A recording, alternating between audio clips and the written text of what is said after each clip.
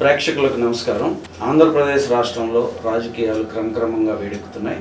ఆంధ్రప్రదేశ్ రాష్ట్రంలో కూటమి అధికారంలోకి వచ్చి 2 నెలలు కూడా గడవక ముందే ప్రతిపక్ష హోదా కూడా దక్కించుకోలేని వైసీపీ పార్టీ, అలాగే మాజీ ముఖ్యమంత్రి జగన్మోహన్ రెడ్డి తెలుగుదేశం పార్టీ ప్రభుత్వం పైన తీవ్రమైన ఒత్తిడి తీసుకురావాలని తీసుకున్న నిర్ణయాలు ఈ వేడెక్కే పరిణామానికి కారణమై ఉన్నాయి. అలాగే వరుస హత్యలు ఆంధ్రప్రదేశ్ రాష్ట్రంలో కారణాలు తెలియని వరుస హత్యలు జరుగుతున్న నేపథ్యంలో వాటన్నిటిని దృష్టిలో ఉంచుకుని ఆంధ్రప్రదేశ్ రాష్ట్రంలో శాంతి భద్రతలు లోపిస్తున్నాయి, ఇది తీవ్ర పరిణామాలకి దారి తీస్తుందనే ఒక స్లోగాన్ని తీసుకుని జగన్మోహన్ రెడ్డి ఢిల్లీ కేంద్రంగా ధర్నాకు దిగడం చాలా ఆంధ్రప్రదేశ్ రాష్ట్రంలో రాజకీయ వేదికలో చాలా తీవ్రమైన చర్చ జరుగుతూ ఉంది. ఈ నేపథ్యంలో Andhra Pradesh secretariat working journalist union president అలాగే సీనియర్ జర్నలిస్ట్ రాజా రమేష్ గారు మనతో ఉన్నారు. వారిని ఆంధ్రప్రదేశ్ రాష్ట్ర రాజకీయాల గురించి అడిగి తెలుసుకుందాం. రాజా రమేష్ గారు నమస్కారం. నమస్కారం. ఇప్పుడు ఆంధ్రప్రదేశ్ రాష్ట్రంలో కూటమి ప్రభుత్వం ఏర్పడి 2 నెలలు కూడా కాలేదు. గత ఎన్నికల్లో వైసీపీ ప్రభుత్వం చేసిన అకృత్యాలకి ప్రజలు తీవ్రమైన తీర్పునిచ్చారు. 11 సీట్లకే వైసీపీని పరిమితం చేశారు. ఇలాంటి నేపథ్యంలో వైఎస్ జగన్మోహన్ రెడ్డి ఎటువంటి రాజకీయ వ్యూహాలు రచిస్తాడో, ఎలా వ్యవహరిస్తాడనే రాజకీయ కోణంలో చర్చ జరుగుతున్న నేపథ్యంలో జగన్మోహన్ రెడ్డి ఢిల్లీ వేదికగా ధర్నా చేయాలని నిర్ణయం తీసుకోవడం, దీన్ని ఎలా చూడొచ్చు అంటారు? ఇప్పుడు ఒకటి చూడాలి సార్ రాంబాబు, చెప్పండి. మనం గమనించినట్టయితే గడిచిన 5 సంవత్సరాల నుంచి జగన్మోహన్ రెడ్డి గారి పరిపాలన ఏ విధంగా ఉందనేది రాష్ట్రంలో ఉన్న ప్రజలందరికీ కూడా తెలుసండి. దాంట్లో భాగంగానే ఆ జగన్మోహన్ రెడ్డి గారికి ఎన్ని సీట్లు ఇవ్వాలి అనేది ప్రజలు భావించి 11 సీట్లకే పరిమితం చేసిన పరిస్థితి కనపడుతుంది. అంటే ప్రజా అభిప్రాయం కావచ్చు, లేకపోతే ప్రజా వ్యతిరేకత కావచ్చు, ఈ నేపథ్యంలో జగన్మోహన్ రెడ్డి గారికి ఆ 11 సీట్ల వరకే పరిమితం చేశారు అనేది క్లియర్గా అర్థమవుతుంది. ఇది జరిగి కేవలం 2 నెలలు కూడా కాలేదండి. అంటే జూన్ 12న ప్రమాణ స్వీకారం చేశారు, జూన్ 4న రిజల్ట్ వచ్చాయి. అంటే ఇప్పుడు ఇంకా మరి జూలై 21వ తారీఖు. అంటే మనం చూస్తే కనుక చాలా విచిత్రంగా ఉంది. అంటే గడిచిన 5 సంవత్సరాల్లో జరిగినటువంటి పరిస్థితులు ఏ విధంగా ఉన్నాయి, ఇప్పుడు కేవలం 1 నెల 2 నెలలు కూడా కావలేదు. నెల కంప్లీట్ అయింది, 2 నెలలు కూడా పూర్తి కావలేదు. ఈ నేపథ్యంలోనే ఆయన ఢిల్లీ వేదికగా ధర్నాలు చేయాలనేది కాన్సెప్ట్ని తెర మీద తీసుకొచ్చారు. అంటే దాని అర్థం ఏంటంటే అక్కడ ఢిల్లీలో ఉన్నటువంటి నేతల మీద ఒత్తిడి తేవాలనో, లేకపోతే దేశవ్యాప్తంగా ఒక ఫోకస్ తెచ్చుకోవాలనే ఉద్దేశంతో ఇటువంటి ప్రయత్నం చేస్తున్నాడు అనేది క్లియర్గా కనపడుతుంది. అయితే నిన్న మొన్న జరిగినటువంటి అంశాలు ఏవైతే ఉన్నాయో, వినుకొండలో జరిగినటువంటి ఒక హత్య ఉదంతం కావచ్చు, లేకపోతే ఇతర ప్రాంతాల్లో జరుగుతున్నటువంటి హత్య ఉదంతాలు కావచ్చు, వీటన్నిటిని క్రోడీకరిస్తూ రాష్ట్రంలో అసలు పరిపాలన అనేది లేదు, శాంతి భద్రత పూర్తిగా నశించిపోయాయి, కాబట్టి అవసరమైతే ఢిల్లీ వేదికగా ధర్నా చేస్తాడు, దానికి సంబంధించినటువంటి షెడ్యూల్ కూడా ఇచ్చేశాడు. ఢిల్లీ వేదికగా ధర్నా చేయాలి, వారికి సారూప్యత ఉన్నటువంటి పార్టీలన్నిటిని కలుపుకుని ముందుకు వెళ్తాను అనేది జగన్మోహన్ రెడ్డి గారి యొక్క వ్యూహం. దాంట్లో భాగంగానే రాష్ట్రం మీద ఒత్తిడి తీసుకురావాలి, కేంద్రం మీద ఒత్తిడి తీసుకురావాలనేది ఆయన వ్యూహంగా కనపడుతుంది. రాబోయే రోజుల్లో ఏదన్నా ఇంకా అంటే గతంలో జరిగినటువంటి సంఘటనలు ఏవైతే ఉన్నాయో దానికి సంబంధించి బెయిల్స్ కావచ్చు, లేకపోతే వివేకానంద రెడ్డి మర్డర్ కేసు విషయం కావచ్చు, లేకపోతే రాష్ట్రంలో జరుగుతున్నటువంటి అనేక కుంభకోణాల విషయాలు కావచ్చు, వీటన్నిటి మీద రాష్ట్ర ప్రభుత్వం కానీ కేంద్రం కానీ ఒక అడుగైనా ముందుకు వెళ్తుందేమో అనే ఉద్దేశంతో అడ్వాన్స్ స్టెప్గా ఇది ఆందోళన చేస్తున్నట్టు కనపడుతుంది. కానీ వాస్తవమా కాదా అనేది అయితే మనం ఎదురు చూడాల్సిన పరిస్థితి కనపడుతుంది. అలాగే ఇప్పుడు ఓట్ ఆన్ అకౌంట్ బడ్జెట్ సమావేశాల నేపథ్యంలో 3 రోజులు అసెంబ్లీ సమావేశాలు జరగనున్నాయి ఆంధ్రప్రదేశ్ రాష్ట్రంలో. సోమవారం నుండి 22, 23, 24 3 రోజులు అసెంబ్లీ సమావేశాలు జరిగే పరిస్థితి ఉంది. ఇలాంటి పరిస్థితుల్లోనే వైఎస్ జగన్మోహన్ రెడ్డి ధర్నాకి పిలుపునివ్వడంలో ఎటువంటి వ్యూహం దాగి ఉందంట? అంటే ఇక్కడ జగన్మోహన్ రెడ్డి గారి వైఖరి ఎట్లా ఉందంటే అండి, చాలా విభిన్నంగా కనపడుతుంది. ఎందుకంటే ఇప్పుడు ఆయనకు ప్రతిపక్ష హోదా రాలేదు.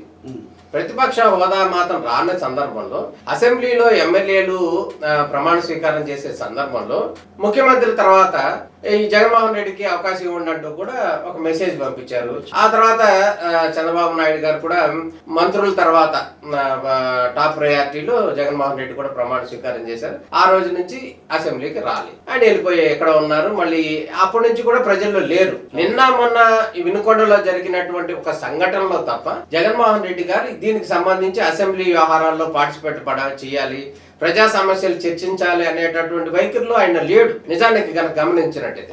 దాంట్లో భాగంగానే అధికార పార్టీ ఆరోపిస్తున్నట్టుగానే ఇక్కడ అసెంబ్లీలో వాయిస్ వినిపించాలనేటటువంటి పరిస్థితి ఉంది. కానీ ఇక్కడ నుంచి తప్పించుకునే ప్రయత్నంలో భాగంగానే ఢిల్లీ వెళ్లి ధర్నా చేయాలని చూస్తున్నాడు. అసెంబ్లీకి వచ్చే ధైర్యం లేదు అంటున్నాడు. ఎందుకంటే వీళ్ళు కనుక గమనించినట్టయితే మొన్న అసెంబ్లీ సందర్భంలో అటు జనసేన నాయకులు కావచ్చు, ఇటు పవన్ కళ్యాణ్ కావచ్చు, ప్రత్యేకంగా అసలు నువ్వు అసెంబ్లీ గేట్ కూడా దాటడం అంటూ కూడా కామెంట్లు చేశారు. చాలా ఘోరమైన కామెంట్లు చేశారు. ఈ కామెంట్ల నేపథ్యంలోనే వాళ్ళకి కొంత భయం వచ్చిందేమో అని అనిపిస్తుంది. దాంట్లో భాగంగానే వాళ్ళు అసెంబ్లీకి రావడానికి ఇష్టం లేదేమో అనిపిస్తుందండి. అదేనంటారా? లేకపోతే ఇప్పుడు భారతదేశ వ్యాప్తంగా ఆంధ్రప్రదేశ్ రాష్ట్రంలో 40% ఓటింగ్ వచ్చిన వైసీపీ పార్టీని అణిచివేయడానికి, హత్యలతో భయపెట్టడానికి రకరకాలుగా ప్రయత్నాలు చేస్తున్నారు. మేము అక్కడ తట్టుకోలేక, మా ప్రాణాలకు అక్కడ భద్రత లేక మేము దేశ రాజధానిలోకి వచ్చి రక్షణ కోరుతున్నామనే ఒక భయంకరమైన ఇంపాక్ట్ ని దేశవ్యాప్తంగా వ్యాపింపచేయాలనే ఆలోచనతో ఈ పని చేస్తున్నారు. అంటే ఒకటి సార్, ఇప్పుడు 40% ఓట్లు వచ్చినాయా లేకపోతే ఎన్ని వచ్చినాయి అనేది ఒక ఆలోచన వస్తే, గత ఎన్నికల్లో కనుక మనం గమనించినట్టయితే వైసీపీకిను టీడీపీ కేవలం 5 లక్షల ఓట్లతోనే వాళ్ళకి 150 ఓట్లు వచ్చినాయి, వీళ్ళకి 23 సీట్లు వచ్చినాయి. మరి దాన్ని బట్టి మనం 5 లక్షల 40% ఎన్ని వచ్చినాయి అనేది కాదు, పర్సంటేజ్ లో ఓట్లు ఎన్ని వచ్చినాయి, సీట్లు ఎన్ని వచ్చినాయి అనేది లెక్క వస్తుంది. కాకపోతే మీరు అన్నట్టుగా కనుక గమనించినట్టయితే ఇది దేశవ్యాప్తంగా ఏదో ఒక హైలైట్ చేయాలి అనే ఒక ఉద్దేశంతోనూ ఆయన ఢిల్లీ వేదికగా చేయాలని భావిస్తున్నాడు. కాకపోతే రాబోయే రోజుల్లో ఇక్కడ ఆంధ్రప్రదేశ్ లో జరిగినటువంటి సంఘటనలు, గతంలో జరిగినటువంటి అనేక అవినీతి ఆరోపణలు అన్ని కూడా శ్వేతపత్రాల రూపంలో రాష్ట్ర ప్రభుత్వం బయటకు తీసుకొస్తుంది. చంద్రబాబు నాయుడు గారు దీని మీద శ్వేతపత్రాలు ఒకటి విడుదల చేస్తున్నాడు. రేపు మాపు అసెంబ్లీలో కూడా ఎక్సైజ్ కి సంబంధించి, ల్యాండ్ కి సంబంధించి, ఇతర అంశాలకు సంబంధించినటువంటి శ్వేతపత్రాలు విడుదల చేయడానికి సిద్ధం అవుతున్న పరిస్థితి కనపడుతుంది. ఈ నేపథ్యంలో దాన్ని డైవర్ట్ చేయడానికి భాగంగానే ఢిల్లీ వేదికగా ఇది తీసుకున్నారా అన్నట్టు కూడా అనిపిస్తున్న పరిస్థితి కనపడుతుంది. అంటే ఇప్పుడు వైఎస్ జగన్మోహన్ రెడ్డి అవలంబిస్తున్న ఈ వైఖరి అంటే రాజకీయ పార్టీలకు కానీ, రాజకీయ పరిస్థితులకు కానీ ఎటువంటి సందేశం ఇస్తాయంటారు? అంటే ఒకటి సార్, నిజంగా మనం గమనించినట్టయితే గతంలో మనం చూసాం, ఏ రాజకీయ పార్టీ గాని వాళ్ళు భారీ మెజార్టీతో గెలిచినా ఒక వర్షం, ఒకవేళ ఓడిపోయినా కూడా దానికి సానుభూతి వచ్చేటట్టుగా ప్రయత్నం చేయాలి, లేకపోతే ఎందుకు ప్రజలు తిరస్కరించారు ప్రజలు ఆ పార్టీని అని చెప్పి వాళ్ళు ఆలోచించుకోవాలి. అంతేగాని ఇక్కడ ఎన్నికల కౌంటింగ్ అయింది, ఇక్కడ చంద్రబాబు నాయుడు అనేవాడు ముఖ్యమంత్రిగా అవుతున్నాడు. ఈలోపు అక్కడ భారీ ఎత్తున 30 అడుగుల ఫెన్సింగ్లతో ఇల్లు చుట్టూ కూడా సెక్యూరిటీ కట్టుకున్నారు. ఇది చాలా ఆశ్చర్యంగా ఉంది కదండి. ఇప్పుడు ఒక రాష్ట్ర ముఖ్యమంత్రిగా పనిచేశాడు, మళ్ళీ ఇప్పుడు మాజీ సీఎం అవుతాడు, ప్రజెంట్ ఎమ్మెల్యేగా కూడా ఉన్నాడు, ఒక పార్టీకి అధ్యక్షుడిగా ఉన్నాడు. ఆయనకి రక్షణ లేదు అన్నట్టుగా 30 అడుగుల ఫెన్సింగ్లు భారీ ఎత్తున చుట్టూ కూడా ఇల్లు కట్టుకున్నాడంటే ఈయనకే రక్షణ లేనప్పుడు, ఇంత సెక్యూరిటీ ఉన్నటువంటి ఇతనికే రక్షణ లేనప్పుడు మరి సామాన్యుల పరిస్థితి ఏంటి? మరి మిగతా ఇప్పుడు చిన్న చిన్న కార్యకర్తలు కావచ్చు, వైసీపీ వాళ్ళు కావచ్చు, వీళ్ళందరూ ఎట్లా ఎదుర్కొంటారు అధికార పార్టీని? మరి వాళ్ళలో ఒక భయం అనేది ఇండైరెక్ట్ గా వచ్చిందా అనేటటువంటి సందేహం కూడా కలగటం మానని పరిస్థితి కనపడుతుంది. ఒక ఆత్మీయత భావంతో, భయంతో జగన్ ఈ విధంగా వ్యవహరిస్తున్నాడు.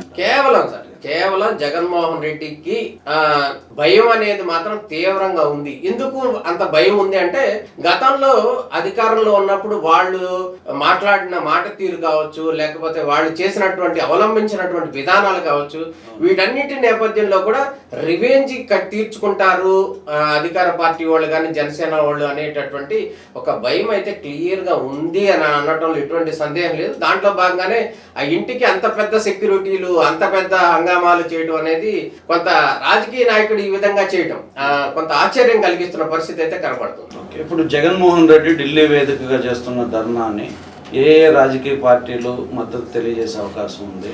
దాన్ని కేంద్రంలో అధికారంలో ఉన్న భారతీయ జనతా పార్టీ ఏ విధంగా తీసుకునే అవకాశం ఉంది? అంటే ఇప్పుడు మన ఢిల్లీలో జరుగుతున్న పరిణామాలు, ఇప్పుడు ఆంధ్రప్రదేశ్ లో ఉన్న పరిణామాలు వేరు, ఢిల్లీలో జరుగుతున్నటువంటి పరిణామాలు వేరుగా చూడాల్సిన అవసరం ఉంది. దానికి కారణం ఏంటంటే, ఇప్పుడు బీజేపీ పార్టీకి పూర్తి స్థాయిలో మెజారిటీ రాలేదు. మొన్న కనుక ఆంధ్రప్రదేశ్ కావచ్చు, లేకపోతే నితీష్ కుమార్ గారు కావచ్చు, వీళ్ళు పూర్తి స్థాయి మద్దతు ఇవ్వడం బట్టే భారతీయ జనతా పార్టీ కీలకంగా దేశాన్ని ఏలుతున్న పరిస్థితి కనపడుతుంది.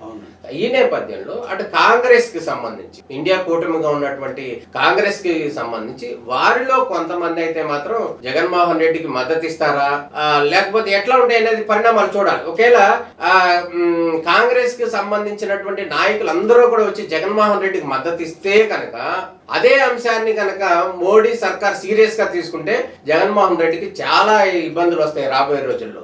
ఎందుకంటే ఆయన బెయిల్ మీద ఉన్నాడు, చాలా కేసుల్లో దానికి సంబంధించి బెయిల్ మీద ఉన్నాడు స్టిల్. ఏ రోజైనా కనుక కేంద్రము సీరియస్ గా తీసుకుంది అంటే ఆ బెయిల్ క్యాన్సిల్ అయితే జగన్మోహన్ రెడ్డి గారి భవితవ్యం కష్టంగా మారే పరిస్థితి ఉంది. మళ్ళీ జైలుకి వెళ్ళే పరిస్థితి వస్తుంది. మళ్ళీ జైలుకి వెళ్ళొచ్చు, ఏదైనా జరగచ్చు, చాలా పార్టీ ఉండొచ్చు, క్లోజ్ అవ్వచ్చు, చాలా అనేక ఇబ్బందులు ఉన్నాయి. కాబట్టి ఆయన అటు కాంగ్రెస్ కి మద్దతు ఇస్తాడా లేకపోతే బీజేపీకి మద్దతు ఇస్తాడా అంటే ఇప్పుడు కొన్ని సందర్భాల్లో అక్కడ మనకు వస్తున్నటువంటి అంశాలను కనుక గమనించినట్టయితే కొన్ని బిల్స్ ఆమోదం పొందాలంటే వైఎస్ఆర్ కాంగ్రెస్ పార్టీకి సంబంధించినటువంటి ఎంపీ రాజ్యసభలో మద్దతు ఇవ్వాల్సిన అవసరం ఉంది అనేది క్లియర్ గా కనపడుతుంది. ఈ నేపథ్యంలో వారి అంశాల వారీగా గతం నుంచి కూడా మద్దతు ఇస్తూ వచ్చారు. కానీ ప్రస్తుతం కూడా ఆయనకున్న ఇబ్బందుల నేపథ్యంలో ఖచ్చితంగా ఆయన బీజేపీకే మద్దతు ఇస్తారు తప్ప కాంగ్రెస్ కి మద్దతు ఇచ్చే అవకాశాలు అయితే లేవని మాత్రం స్పష్టంగా కనపడుతుంది. మరి బీజేపీకే మద్దతు ఇచ్చేటప్పుడు బీజేపీ తోటి ఆయన ఒక ఫ్రెండ్లీ మూమెంట్ తీసుకోవాలనుకున్నప్పుడు ఢిల్లీ వేదికగా ధర్నా చేయాలనే వ్యూహం ఎందుకు వచ్చిందంటే ఢిల్లీ వేదికగా ధర్నా చేయాలి అనేటటువంటి కాన్సెప్ట్ ఏదైతే ఉందో దాన్ని రాష్ట్ర బీజేపీ మంత్రిగా ఉన్నటువంటి సత్యకుమార్ కూడా తీవ్రంగా ఖండించారు. దాంట్లో భాగంగానే ఆయన ఎందుకు ధర్నా చేస్తున్నారు అనే దానికి ఒక అంశాన్ని కనుక గమనించినట్టయితే అధిష్టానంతో అంటే బీజేపీ అధిష్టానంతో మాటలు, సంప్రదింపులు, చర్చలు, బేరసారాలు అంటే నేను మీకు మద్దతు ఇస్తాను ఒక రకంగా, నా మీద వచ్చే కేసులు ఏమైనా ఉంటే వాటిని తప్పించండి అని ఇండైరెక్ట్ గా కనబడుతుంది. ఎందుకంటే గతంలో అధికారంలో ఉన్న ప్రతి సందర్భంలో కూడా వైఎస్ అవినాష్ రెడ్డికి సంబంధించి సిబిఐ వాళ్ళు చేశారు అరెస్ట్, ఇవాళ రేపు అనగానే ఈయన ఫస్ట్ డే ఢిల్లీ వెళ్ళిపోతారు, వెళ్ళగానే అక్కడ మళ్ళీ వాయిదా పడింది, మళ్ళీ అరెస్ట్ కి సంబంధించినటువంటి అంశం వాయిదా. అంటే ఎప్పుడైతే ఆయనకి ఇబ్బంది అయిందో అటువంటి సందర్భాల్లోనే ఆయన ఢిల్లీ వెళ్ళిన పరిస్థితులు కనపడి మనం లాస్ట్ టైం. ఇప్పుడు కూడా అదే టైప్ లో ఆయన కేంద్రం మీద బీజేపీ అధిష్టానం మీద ఒత్తిడి తీసుకురావడం మూలంగా రాబోయే రోజుల్లో రాష్ట్రం తీసుకునేటటువంటి చర్యలు ఏమైనా ఉన్నాయనుకో, సీరియస్ చర్యలు ఏమైనా ఉన్నాయనుకో, వాటిని కొంత మేరకు కట్టడి చేసుకునే ప్రయత్నంలో భాగంగానే ఆయన ఢిల్లీ వేదికగా ధర్నా చేయడానికి సిద్ధపడుతున్నారు అనేది అయితే స్పష్టంగా అందరికి అర్థమవుతున్న పరిస్థితి.